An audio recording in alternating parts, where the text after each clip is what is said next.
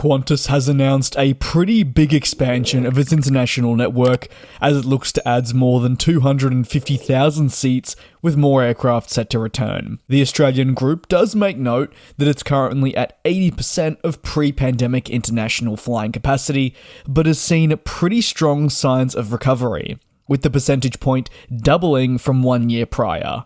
By adding new services, increasing flights, and redeploying wide-bodies onto international services, the expectation is that by March of 2024, the figure will finally replicate pre-pandemic times, which is a pretty big moment for the Australian airline. You may be asking why? Well, if you cast your minds back to 2020, 2021, and even the early stages of 2022, yes, the globe was going through a pretty trying time, but down in Australia, the border restrictions were some of the harshest on the globe, and that did mean that for an airline like Qantas, their international network was at zero. Onto the changes and new increases. Sydney to Bali will see substantial growth in capacity from October of this year.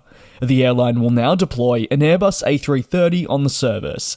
This is a very big upgrade from what used to be the single-aisle Boeing 737 that was previously deployed.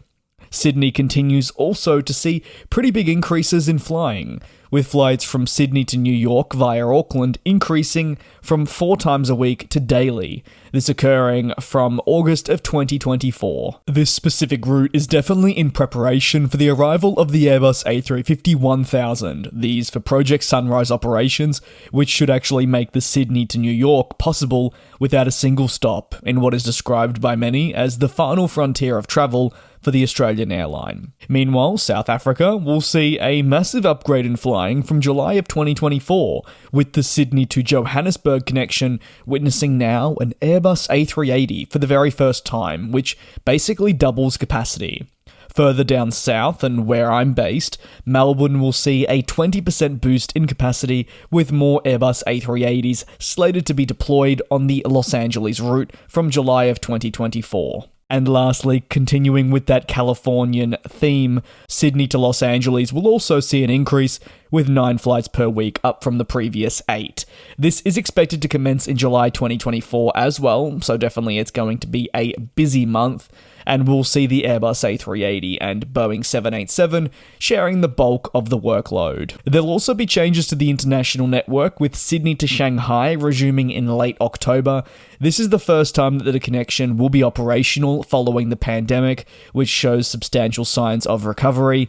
Meanwhile, 2 new flights from Brisbane to include Wellington in New Zealand. These will be starting up later down the line too. Qantas has no doubt been aided by the return of the world's largest passenger plane, the A380. In recent years, this is following its grounding during the height of the pandemic. As a result, with also factoring in the new 787s that have been delivered, the Airbus A380 can ease the pressure on the Boeing widebody and increase flying, while also, more often than not, doubling capacity on services right across the network. It'll be a very busy couple of years, as while the group aims to hit 100% pre-pandemic flying capacity by March 2024, this will only increase come July of 2024. What are your thoughts? Are there any new routes that you'd like to see be made possible at the Australian company? Let me know down below in the comments, and thank you very much for watching.